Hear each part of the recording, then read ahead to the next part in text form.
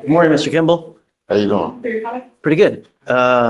So I've never met you before. I don't know who you are. All I know is that your lawyer is asking me to, I'm assuming, set him a bond, right?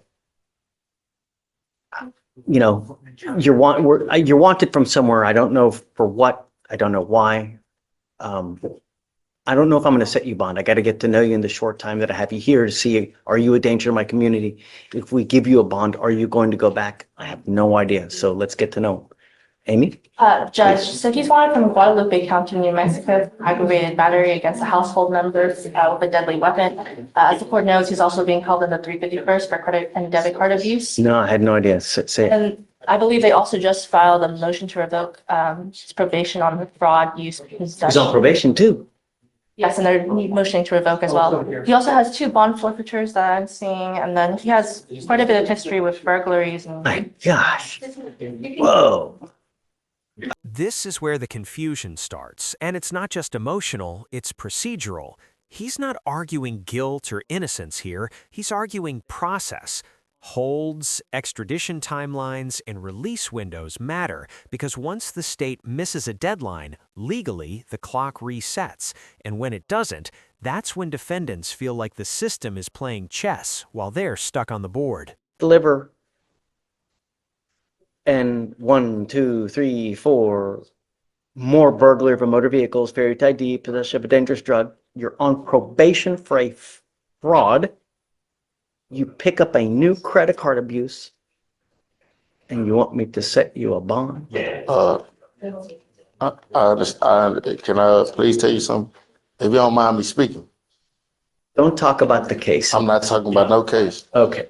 I was in here, been held on the case for defendant violence in New Mexico, right?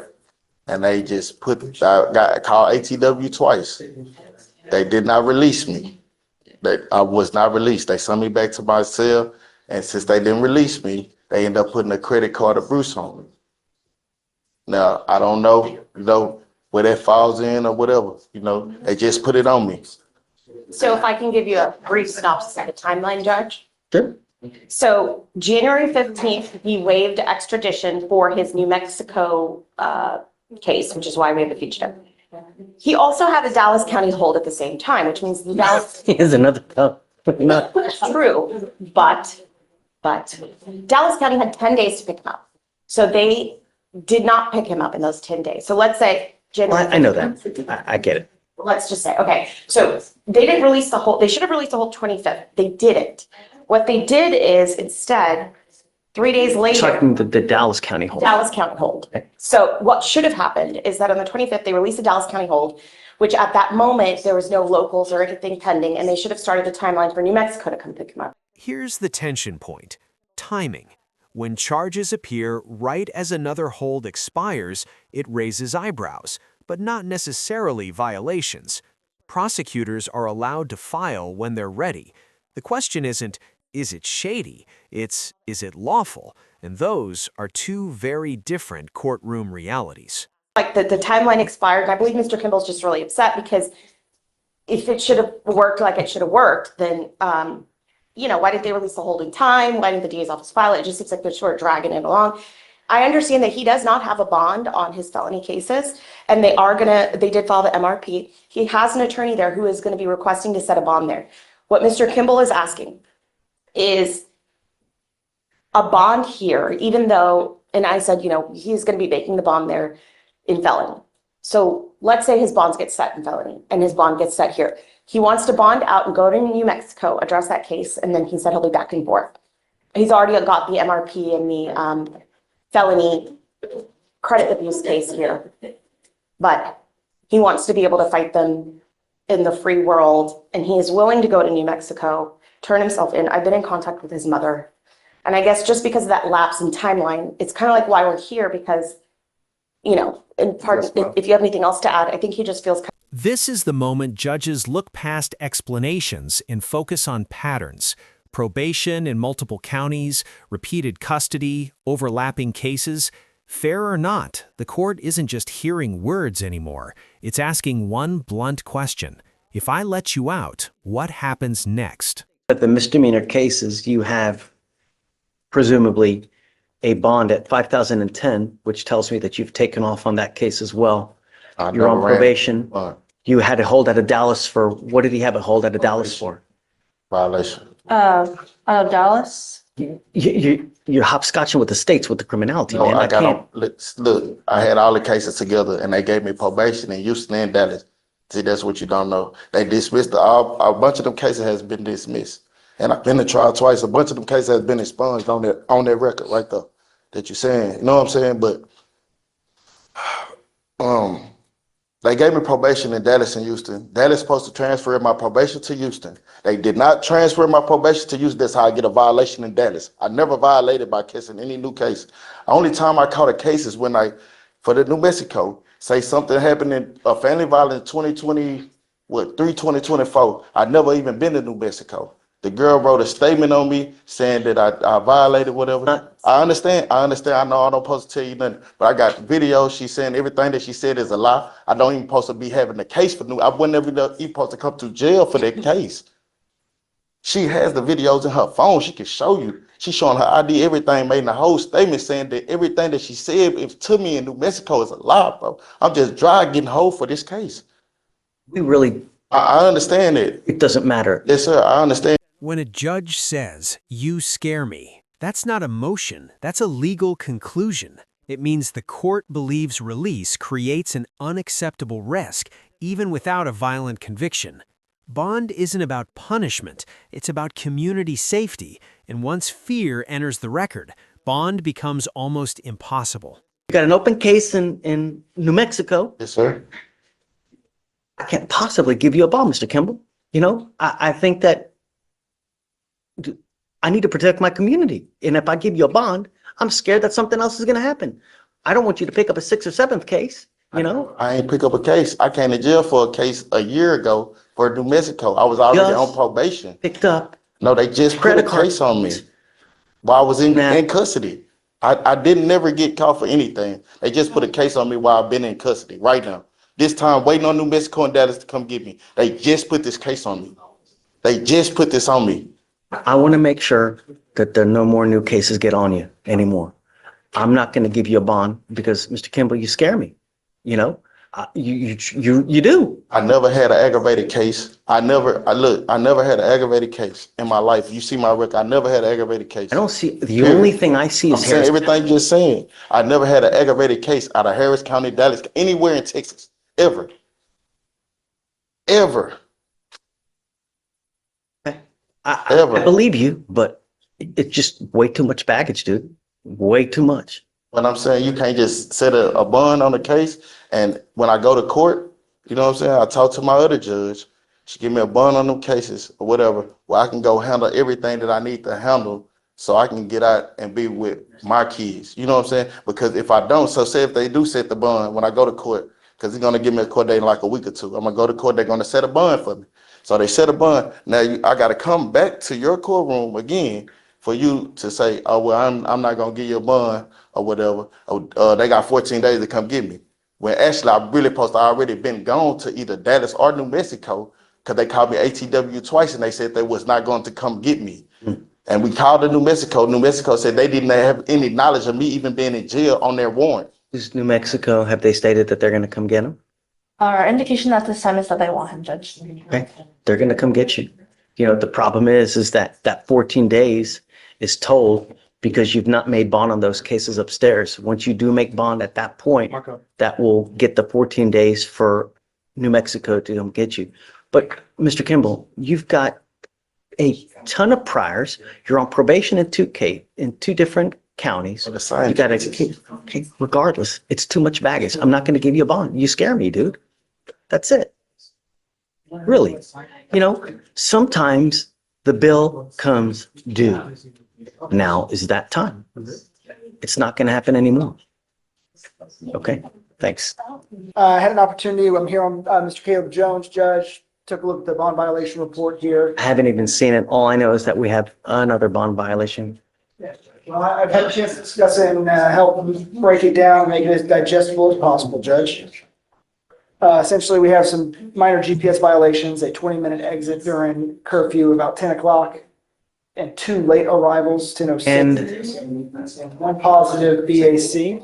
There were. Come up, Mr. Jones. Multiple IVs. They're on the report that was I sent looked at for the, the first, second, and third. yes, Judge, and those reports being referenced were, there were follow-up flows that showed a declining level on those, unless I'm mistaken. They go down and then they go up again on the. Doesn't matter. It's no tolerance. We've been through this over and over and over. At what point do you get it, Mr. Jones? This is, how many bond violations do we have here now? I believe this will be the 3rd. No. Last time, I believe, Judge. That's why it's 7502. Because I was generous with the 2 portion, but it's not just 2, Ben. We've had probably 5 or 6 bond violations. All I know is that you are testing positive. You're in violation of your curfew again. What am I supposed to do? Just continue to let you go? No, I understand that, Your Honor, but I don't know what I could say about the breathalyzer, sir, because I don't drink. I don't drink at all. I don't know why that the thing was doing that. I had to go back to the Smart Start place the next day, and because they have those little tubes that stick out of it. I But don't, I don't know. I mean, if you look at the test, you can see that I haven't failed any of my other breathalyzers, and even some of the breathalyzers will say like 1 minute it's failed, and the next minute it's like lower and then higher, and I don't know. But all I have a know. confirmation of alcohol, Felicia? From the portable device records, yes, they were provided to everybody in the email. Judge, I'd have an opportunity to look at those, just to clarify, in regards to that, there are other instances where we do have BAC readings, Judge, and there are follow-up blows that Those were show. not confirmed as alcohol consumption. And they will say, not confirmed. But we have some that are confirmed. He's blowing on his, or he's not There in, was not a follow-up test on this positive, Judge.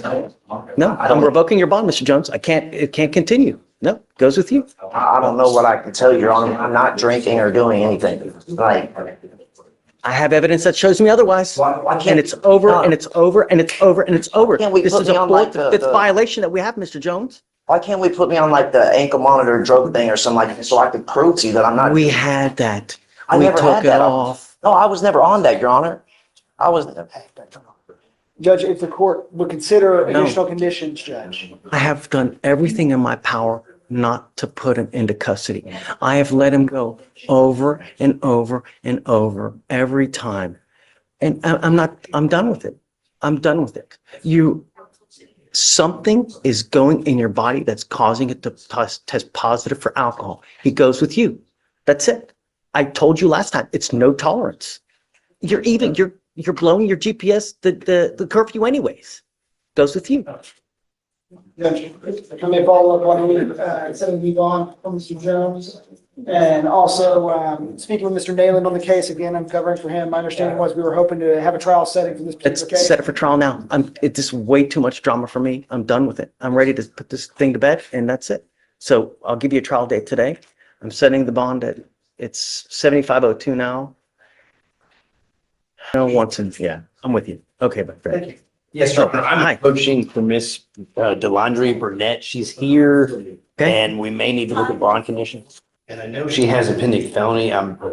The clerk's wet. I can't really pull the conditions up. So we've got a ton of baggage here and I don't understand how she has a discharging a firearm in an assault from October 29th. She picks up an aggravated assault in November and then I guess the week later picks up a criminal mischief. So we have 4 open cases. Is that right? Yes, Judge. And we've never addressed any of the She's bonds. been in custody for, I don't know. Tell me, she's been in. I know. When did you? Okay. So she was in custody for, right, from October until January, Your Honor. did you just make bond on the felony, I guess? Is that what happened? Yeah. Right. All right. So a surety bond was posted on the ag assault on 1/9. So let's talk about the complaining witnesses in all these cases. Who are they in relation to the aggravated assault? Any?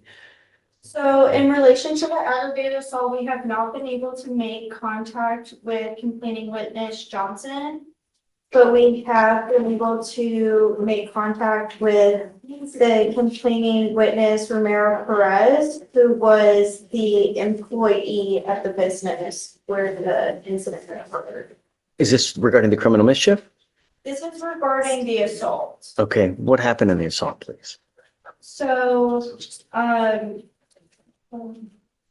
she visited an office that day, and then the defendant began threatening the complaining witness's children, and then supposedly in the office is the apartment leasing office. Okay.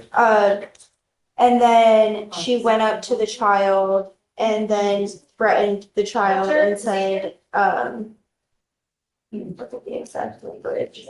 Tell your mom that I'm still here, and pointed a weapon. At the child? Yes, Yes. Judge, a large kitchen knife. That's a knife, okay. Yeah. So the assault is out of the same transaction as the ag assault then?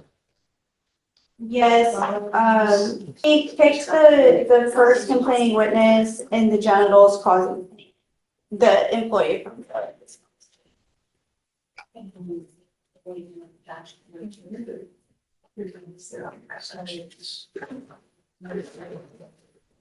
Okay, now the criminal mischief is, where's that from?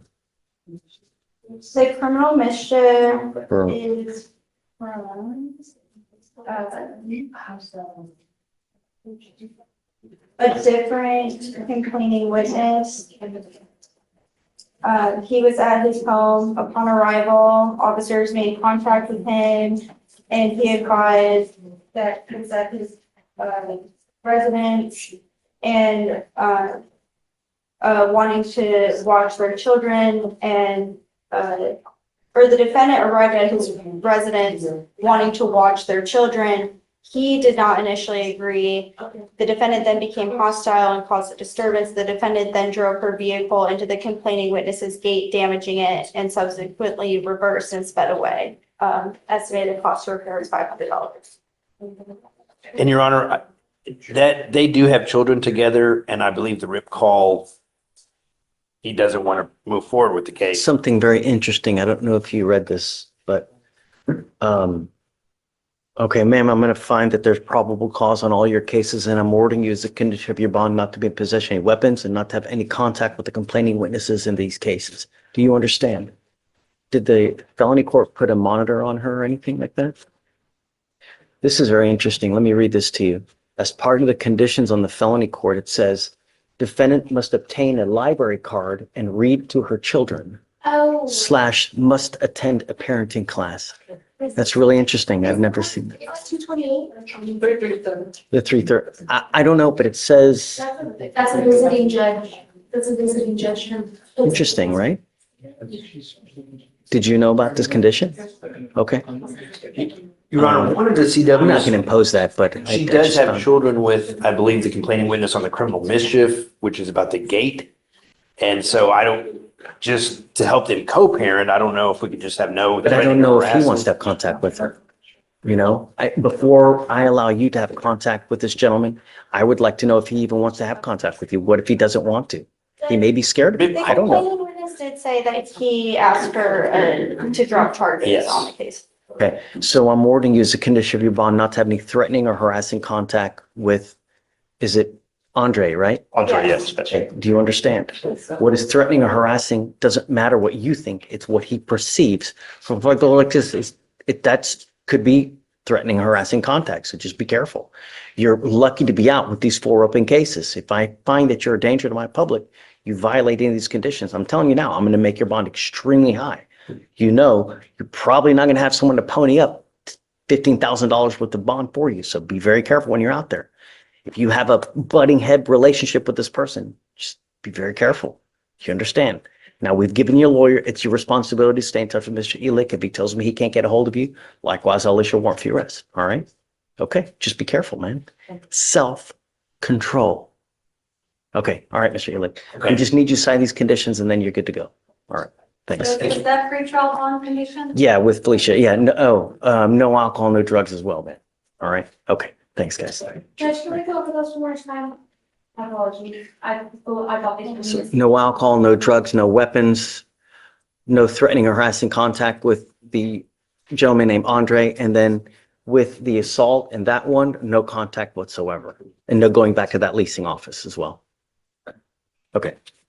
Sir, you were charged with evading arrest or detention. On that case, you're facing up to a year in jail and or a $4,000 fine.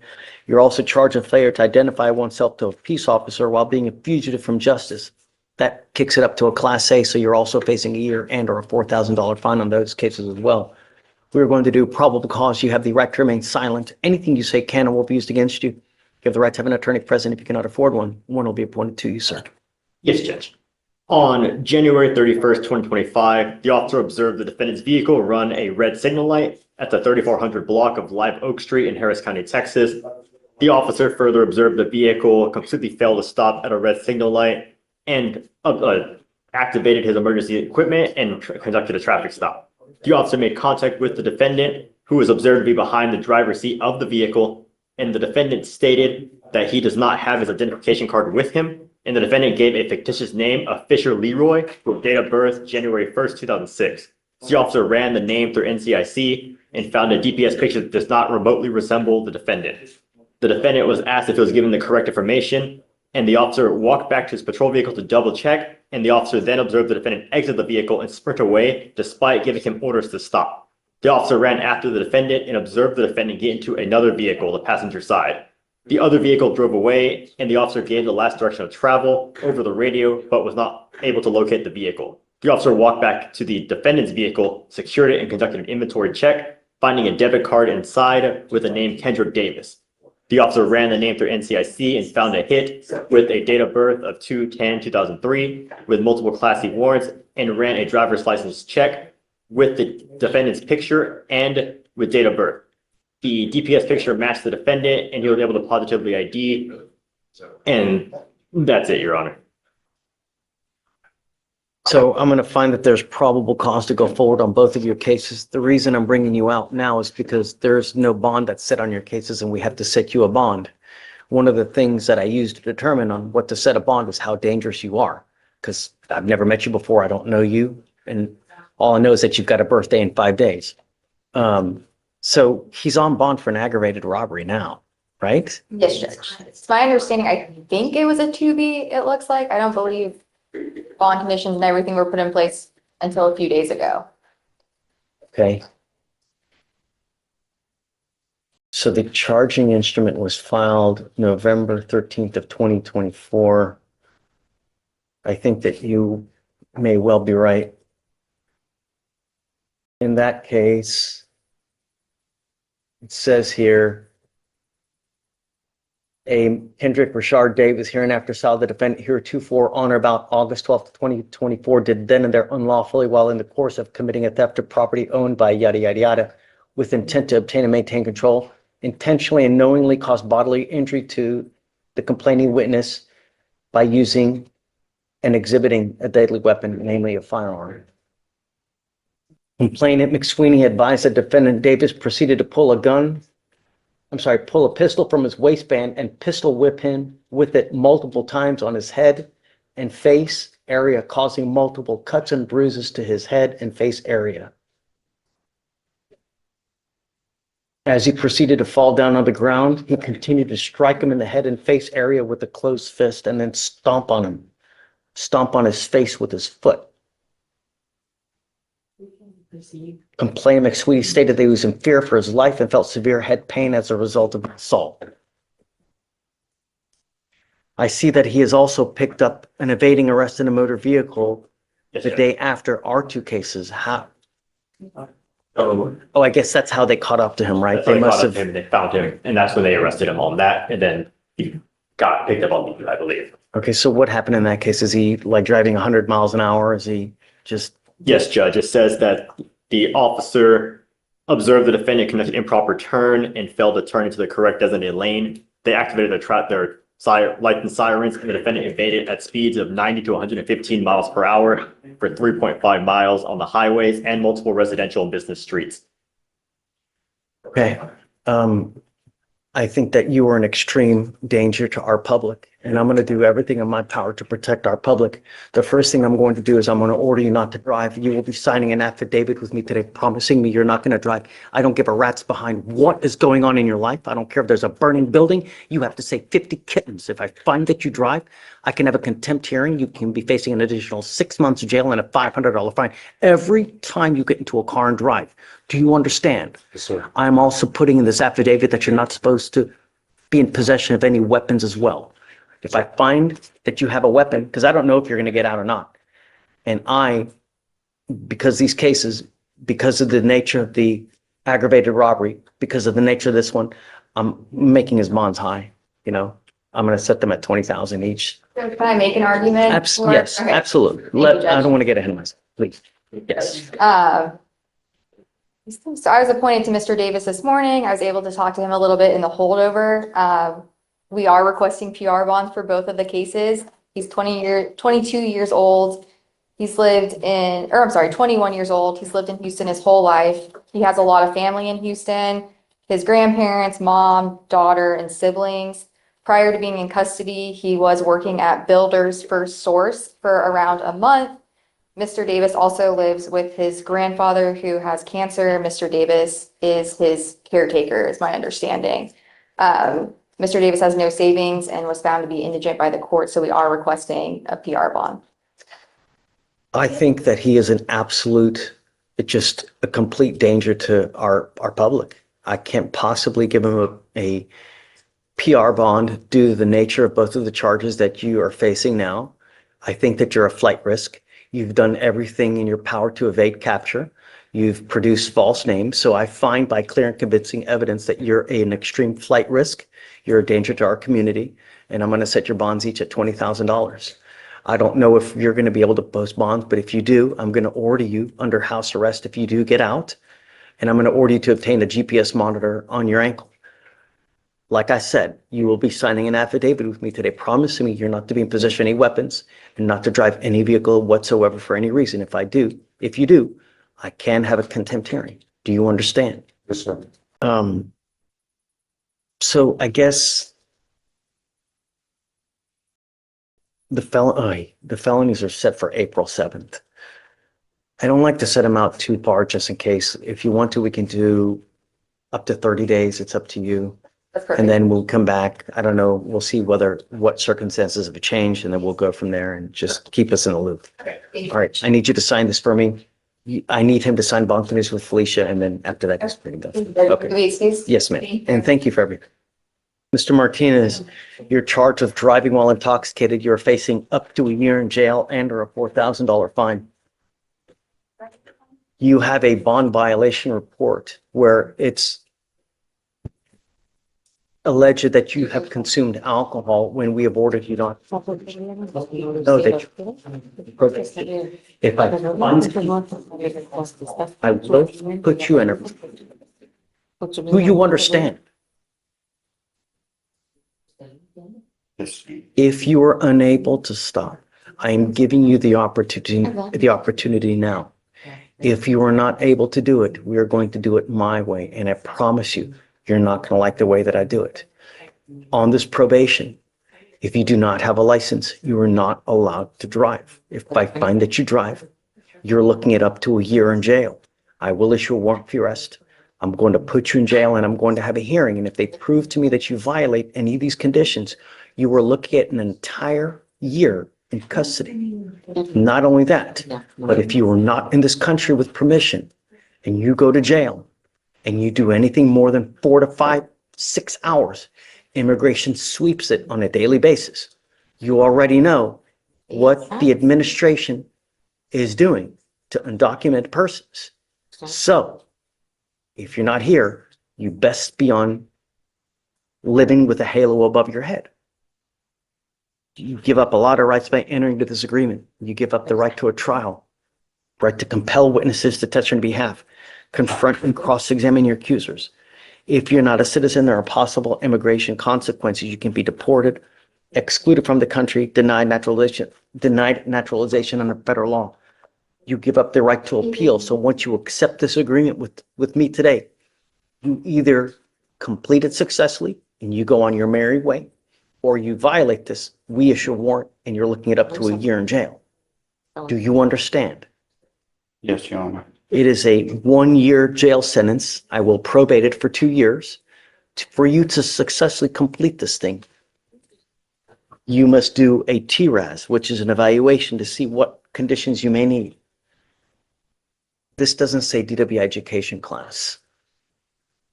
I'm assuming it's supposed to be a DWI education class, Yes, right? Judge, it's supposed to be a DWI.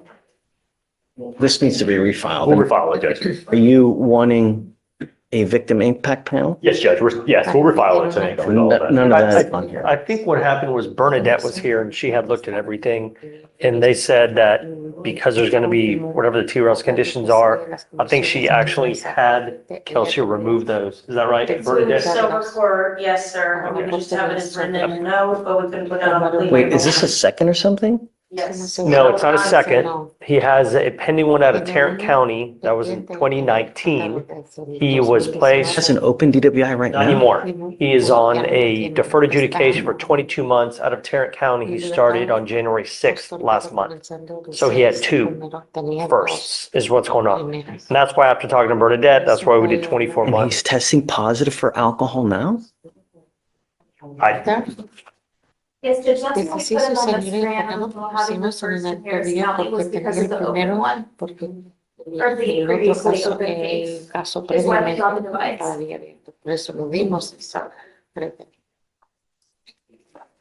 He tested positive for alcohol at 1:45 in the morning. Judge, I anticipate the TRES recommending civil court. Oh. This is a second bond violation report. And that's why it's It's a a second 2-year. bond violation. He has an open DWI in another county, and now he's consuming alcohol. Judge, the first one was from 2019 and he didn't have court until they didn't realize or didn't come to anyone's attention until he got this one. Then the officer told him, you have something open in Tarrant County, you may want to contact them. That's when he contacted them and then he told them, yeah, come to court for that. So it kind of fell by the wayside. I don't know what happened. Sit for something. You get about a list of documents this high from lawyers advertising to you that you have an open case. I have to imagine that he knew about the open DWI in Tarrant County. Now he picks up another DWI. Now we're on a second bond violation report. He's on probation over there now, Judge, and he'd be on a 2-year probation here. No, this is not a good deal, man. I think that we're setting him up. I think once he does the TRAS and if they recommend civil court, which they most likely will, I think he'll be getting the help that he needs. I mean, he's 25 years old. So he understands that he'll have to. I think that I would prefer to do it first, you know? What do you mean? Do the TRAS first so we know exactly what, because I mean, I would require, because of the nature, I'm going to do a repeat offender DWI education class number 1. I had no idea that he has an open one. Now he's got 2 BVRs. I don't think I'm ready to do this today. Okay.